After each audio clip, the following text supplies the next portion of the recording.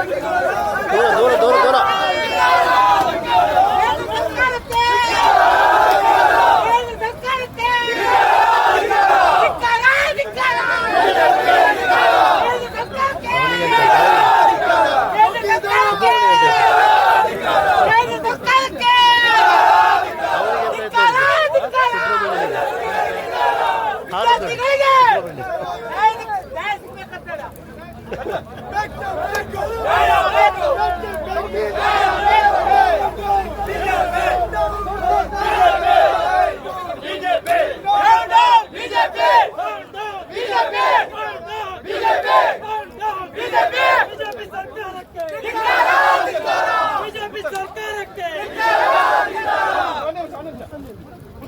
BJP ಸರ್ಕಾರಕ್ಕೆ BJP ಸರ್ಕಾರಕ್ಕೆ ಧಿಕ್ಕಾರ ಬಿಜೆಪಿ ಸರ್ಕಾರಕ್ಕೆ ಧಿಕ್ಕಾರ ಧಿಕ್ಕಾರ नरेंद्र मोदी वीक है इसलिए पेपर लीक है नरेंद्र मोदी वीक है इसलिए पेपर लीक है नरेंद्र मोदी वीक है इसलिए पेपर लीक है धिक्कारा धिक्कारा बीजेपी के धिक्कारा धिक्कारा धिक्कारा बीजेपी के धिक्कारा धिक्कारा धिक्कारा बीजेपी के धिक्कारा चौकीदार चौकीदार चौकीदार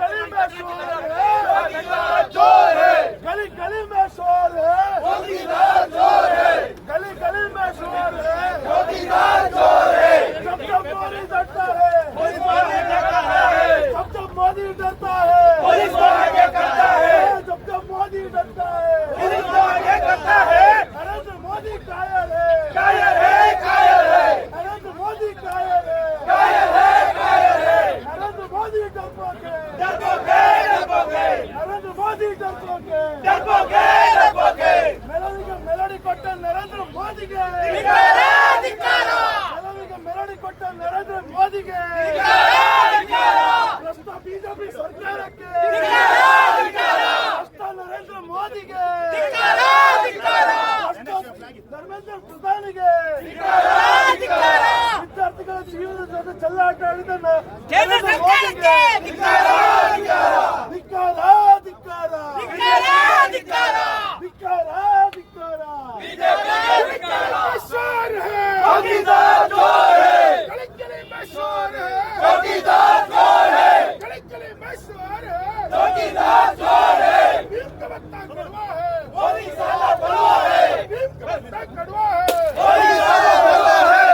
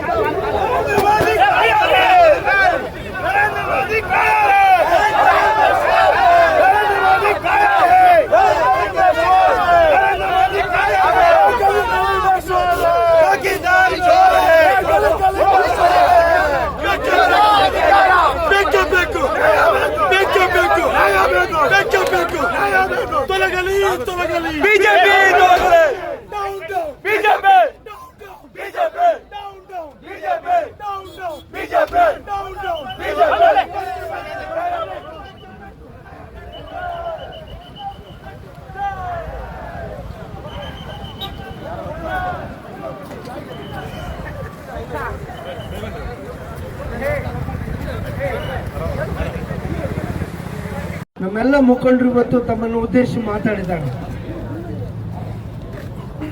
ಈ ರಾಷ್ಟ್ರದಲ್ಲಿ ಇವತ್ತು ಪ್ರಜಾಪ್ರಭುತ್ವ ಕಗ್ಗೋಲೆ ಮಾಡ್ತಕ್ಕಂಥ ವಾತಾವರಣ ಸೃಷ್ಟಿಯಾಗಿದೆ.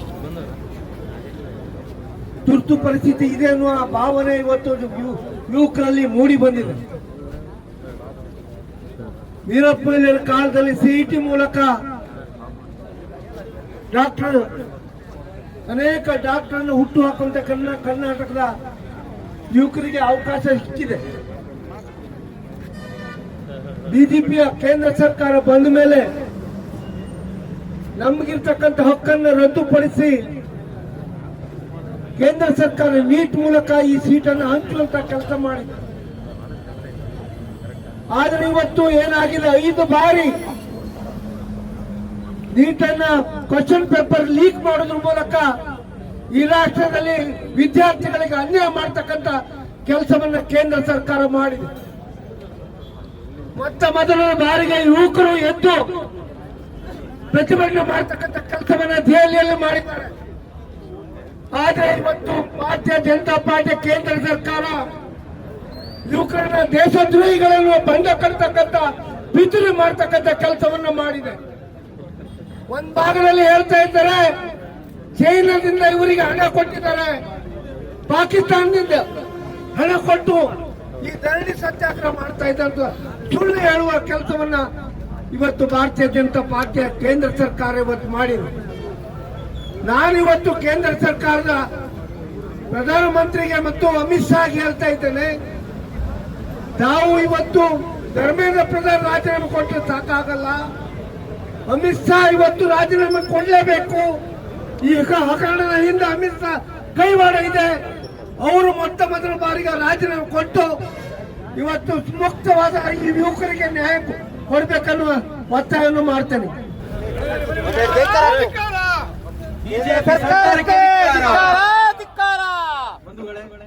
ಇವತ್ತಿನ ದಿನ ನೀಟ್ ಹಗರಣದ ವಿರುದ್ಧ ಪ್ರತಿಭಟನೆಯನ್ನು ಮಾಡಿ ಈ ಸಭೆಯನ್ನು ಉದ್ದೇಶಿಸಿ ಮಾತಾಡಿರ್ತಕ್ಕಂಥ ನಮ್ಮ ನೆಚ್ಚಿನ ನಾಯಕರಾದ ಗೋಪಾಲ್ ಪೂಜಾರಿ ಸಂದರ್ಭದಲ್ಲಿ ಅಭಿನಂದಿಸ್ತಾ ಇದ್ದೇನೆ. ಹಾಗೆ ವಿದ್ಯಾರ್ಥಿ ಸಮೂಹ ಬೇಳೆಯನ್ನು ಸಾಧಿಸಿ 12 ವರ್ಷಗಳ ನಂತರ ಯಾವ ಉನ್ನತ ಶಿಕ್ಷಣ ಸಚಿವರಿದ್ದಾರೆ ಅವರು ಇವತ್ತು ತನ್ನ ಹುದ್ದೆಗೆ ರಾಜೀನಾಮೆಯನ್ನು ಕೊಟ್ಟಿದ್ದಾರೆ. ಸುಮಾರು 1.5 ತಿಂಗಳಿಂದ ರಾಷ್ಟ್ರೀಯ ಜನತಾ ಪಾರ್ಟಿ ಹೆಸರಿನಲ್ಲಿ ಅಭಿಜಿತ್ ದೀಪಕ್ ಎನ್ನುವ ಹುಡುಗ, ಅವನಿಗೆ ಸಂಗಾತಿಯಾಗಿ ಉಪವಾಸ ಸತ್ಯಾಗ್ರಹ ಕುಳಿತಂಥ ಸೋನಂ ವಾಂಗ್ಚುಕ್ ಅವರು ಸುಮಾರು 20 ದಿನಗಳ ಕಾಲ ಉಪವಾಸ ಸತ್ಯಾಗ್ರಹ ಮಾಡಿದರೂ ಕೂಡ 1.5 ತಿಂಗಳಿಂದ ಜಂತರ್ ಮಂತರ್ನಲ್ಲಿ ಇಡೀ ಯುವ ಸಮೂಹ ವಿದ್ಯಾರ್ಥಿಗಳು ಧರಣಿ ಕೂತರೂ ಕೂಡ ಕೇಂದ್ರದಲ್ಲಿರುವಂಥ ನರೇಂದ್ರ ಮೋದಿ ಆಗಲಿ ಅಮಿತ್ ಶಾ ಆಗಲಿ ಅವರನ್ನು ಮಾತಾಡಿಸೋ ಗೋಜಿ ಕೂಡ ಹೋಗಲಿಲ್ಲ. ಭಾರತ ದೇಶದಲ್ಲಿ ಸಂಪ್ರದಾಯ ಇತ್ತು. ಇದೇ ಸೋನಂ ವಾಂಗ್ಚುಕ್ ಅವರ ತಂದೆ ವಾಂಗ್ಚುಕ್ ಅವರು ಹಿಂದೆ ಉಪವಾಸ ಕೂತಂಥ ಸಂದರ್ಭದಲ್ಲಿ ಇಂದಿರಾ ಗಾಂಧಿ ಅವರು ಪ್ರಧಾನಮಂತ್ರಿಯಾಗಿದ್ದವರು ಹೋಗಿ ಅವರ ಉಪವಾಸವನ್ನು ನಿಲ್ಲಿಸಿದರು. ಭಾರತದ ಈ ಉಪವಾಸ ಕಾರ್ಯಕ್ರಮಕ್ಕೆ ಇಡೀ ದೇಶದಾದ್ಯಂತ ಮನ್ನಣೆ. ನಮ್ಮೆಲ್ಲರ ಪಿತಾಮಹ ಮಹಾತ್ಮ ಗಾಂಧಿ ಅವರು ಮಾಡಿದಂಥ ಈ ಉಪವಾಸ ಸತ್ಯಾಗ್ರಹಕ್ಕೆ ಬಹಳ ದೊಡ್ಡ ಬೆಲೆ ಇತ್ತು. ಡಾಕ್ಟರ್ ಸುಬ್ರಹ್ಮಣ್ಯ ಭಟ್ರು ಹೇಳಿದ ಹಾಗೆ ನೀಟಿನ ಹಗರಣ ಏನಿದೆ ಬಹುಶಃ ಅದಕ್ಕೆ ಮಾತ್ರ ಸೀಮಿತವಾಗಿಲ್ಲ. ಇವತ್ತು ದೇಶದಲ್ಲಿ ಯುವ ಜನರು ಹಾಗೂ ಜನತೆ ಇವತ್ತು ಬಿಜೆಪಿ ಸರ್ಕಾರದ ವಿರುದ್ಧ, ಮೋದಿಯ ವಿರುದ್ಧ ಯಾವ ರೀತಿ ಆಕ್ರೋಶಗಳನ್ನಾಗಿದೆ ಅಂತ ಹೇಳುವಂತಹದ್ದನ್ನ ನಾವು ಗಮನಿಸಬೇಕು. ಕಾಂಗ್ರೆಸ್ ಪಕ್ಷ ಯಾವತ್ತೂ ಕೂಡ ಅಧಿಕಾರಕ್ಕಾಗಿ ಹೋರಾಟ ಮಾಡಿಲ್ಲ. ಕಾಂಗ್ರೆಸ್ ಒಂದು ಚಳವಳಿ, ಬಹುಶಃ ಒಂದು ಸಿದ್ಧಾಂತ. ನಮಗೆಲ್ಲ ಹೆಮ್ಮೆ ಪಡಬೇಕು. 84 ವರ್ಷದ ನಮ್ಮ ಅಧ್ಯಕ್ಷರು ಮಲ್ಲಿಕಾರ್ಜುನ್ ಖರ್ಗೆಜಿ ಅವರು ಏನು ಇವತ್ತು ಏನು ನಮ್ಮ ಲೋಕಸಭೆಯ ಎದುರುಗಡೆ ಮಾಡಿದಂತಹ ಒಂದು ಘೋಷಣೆ, ಬಹುಶಃ 84 ವರ್ಷದ ಅವರು ಯಾವುದೇ ಫಲಾಪೇಕ್ಷೆ ಇಲ್ಲದೆ ದೇಶದ ಜನತೆಗಾಗಿ ರಸ್ತೆಗೆ ಬಂದು ಇವತ್ತು ಸರ್ಕಾರವನ್ನು ಒತ್ತಾಯ ಮಾಡಿದ್ದಾರೆ. ಬಹುಶಃ ಒತ್ತಾಯಕ್ಕೆ ಇವತ್ತು 13 ವರ್ಷದ ಅಧಿಕಾರದ ನಂತರ ಇವತ್ತು 56 ಇಂಚಿನ ಎದೆಯ ಮೋದಿ ಅವರು ಬೆನ್ನು ಹಾಕಿದ್ದಾರೆ. ಓಡಲಿಕ್ಕೆ ಹೆಜ್ಜೆಯನ್ನು ಹಾಕಿದ್ದಾರೆ ಪ್ರಥಮ ಬಾರಿಗೆ. ಬಹುಶಃ ನಮ್ಮ ಉದ್ದೇಶ ಬರೇ ಪ್ರಧಾನರಲ್ಲ. ಇವತ್ತು ಕಳೆದ 10 ವರ್ಷಗಳಲ್ಲಿ ಸುಮಾರು 154 ಕ್ವಶನ್ ಪೇಪರ್ಗಳು ಲೀಕ್ ಆಗಿದೆ. ಬಹುಶಃ ಅದರಲ್ಲಿ ನೀಟಲ್ಲೇ 3 ಬಾರಿ ಆಗಿದೆ. ಬಹುಶಃ ಇವತ್ತು ರಾಹುಲ್ ಗಾಂಧಿ ಅವರು ಪ್ರೆಸ್ನಲ್ಲಿ ಇದರಲ್ಲಿ ಹೇಳಿದ್ರು ಅತ್ಯಂತ ಭ್ರಷ್ಟ. ಯಾಕಂದ್ರೆ ಪ್ರಧಾನ ಅವರು ಬರೇ ಉದ್ದೇಶದಿಂದ ಅಜಾಗರೂಕತೆಯಿಂದ ಆದಂತದ್ದಲ್ಲ. ಏನು ಇವತ್ತು ನೀಟಿನ ಹಗರಣ ಇದೆ ಅಥವಾ ಕ್ವಶನ್ ಪೇಪರ್ ಲೀಕೇಜ್ ಇದೆ, ಇದು ಉದ್ದೇಶ ಪೂರ್ವಕವಾಗಿ ಹಣ ಮಾಡತಕ್ಕಂತ ಉದ್ದೇಶದಿಂದ ಮಾಡದಂತಹ ಬಹುದೊಡ್ಡ ಸ್ಕ್ಯಾಮ್ ಆಗಿದೆ. ಬಹುಶಃ ಖಾಸಗಿ ವ್ಯಕ್ತಿಗಳಿಗೆ ಇನ್ನೊಂದನ್ನು ತಾವು ಗಮನಿಸಬೇಕು. ಇವತ್ತು ಕೇಂದ್ರ ಸರ್ಕಾರ ಏನು ಯಾವೆಲ್ಲ ಎಕ್ಸಾಮ್ಗಳನ್ನ ಮಾಡ್ತಾ ಇದೆ, ಬ್ಯಾಂಕಿಂಗ್ ಎಕ್ಸಾಮ್ ಇರಬಹುದು, ರೈಲ್ವೆ ಎಕ್ಸಾಮ್ ಇರಬಹುದು ಅಥವಾ ಇನ್ನಿತರ ಕಾಂಪಿಟೇಟಿವ್ ಎಕ್ಸಾಮ್, ಎಲ್ಲವೂ ಕೂಡ ಉತ್ತರ ಭಾರತೀಯರ ಕೈಗೆ ಆಗ್ತಾ ಇದೆ. ಒಂದು ರಾಷ್ಟ್ರೀಕೃತ ಬ್ಯಾಂಕಿಗೆ ಹೋದ್ರೆ ಉತ್ತರ ಭಾರತೀಯರನ್ನು ನಮಗೆ ಹುಡುಕ್ಲಿಕ್ಕೆ ಆಗೋದಿಲ್ಲ. ಇದೆಲ್ಲವೂ ಕೂಡ ಒಂದು ಕಾಲದಲ್ಲಿ ಬ್ಯಾಂಕಿಂಗಿನಲ್ಲಿ ಅತ್ಯಂತ ಉನ್ನತ ಶ್ರೇಣಿಯಲ್ಲಿ ಇದ್ದಂತಹ ನಮ್ಮ ಜಿಲ್ಲೆಯ ಯಾವುದೇ ಒಬ್ಬ ಅಭ್ಯರ್ಥಿ ಇವತ್ತು ರಾಷ್ಟ್ರೀಕೃತ ಬ್ಯಾಂಕಿಗೆ ಹೋಗದಂತ ಪರಿಸ್ಥಿತಿ ನೌಕರಿಗಾಗಿ ಆಗಿದೆ. ಹಾಗಾದ್ರೆ ಯಾಕೆ ಆಗ್ತಾ ಇದೆ? ಇದೆಲ್ಲವೂ ಕೂಡ ಬಹುದೊಡ್ಡ ಒಂದು ಸ್ಕ್ಯಾಮ್ ಅಂತ ಹೇಳಲಿಕ್ಕೆ ತಾವು ನೋಡಬೇಕು. ಎಲ್ಲ ಉತ್ತರ ಭಾರತೀಯರು ಬಹುಶಃ ಈ ಏನು ನೀವು ಖಾಸಗಿ ಟ್ಯುಟೋರಿಗಳಲ್ಲಿ ಅವರ ಏನು ಕ್ವಶನ್ ಪೇಪರ್ಗಳನ್ನು ತಗೊಬಂದು ಉತ್ತರ ಭಾರತೀಯರನ್ನ ಬಿಹಾರಿಗಳನ್ನ ಬಹುಶಃ ಆ ರೀತಿ ವ್ಯವಸ್ಥೆಗಳಾಗಿದೆ. ಬಹುಶಃ ಕೊನೆಗೂ ಜನ ಎತ್ತೆತ್ತಿದ್ದಾರೆ. ಬಹುಶಃ ಆರಂಭದಲ್ಲಿ ಜಿರ್ಲೆಯನ್ನ ಹೊಸಕಿ ಹಾಕ್ತೇವೆ ಅಂತ ಹೇಳಿದ್ರು, ಜಿರ್ಲೆ ಎಲ್ಲ ಓಡಿ ಹೋಯ್ತಾ. ಬಹುಶಃ ನಾವು ಫೇಸ್ಬುಕ್ ಅಲ್ಲಿ ಇದರಲ್ಲೂ ನೋಡ್ತೇವೆ, ಹಿಟ್ಟು ಹೊಡೆದ್ರು ಹೋಯ್ತು ಜಿರ್ಲೆ ಅಂತ. ಆದ್ರೆ ಜಿರ್ಲೆ ಎದ್ದಿದೆ ಇವತ್ತು.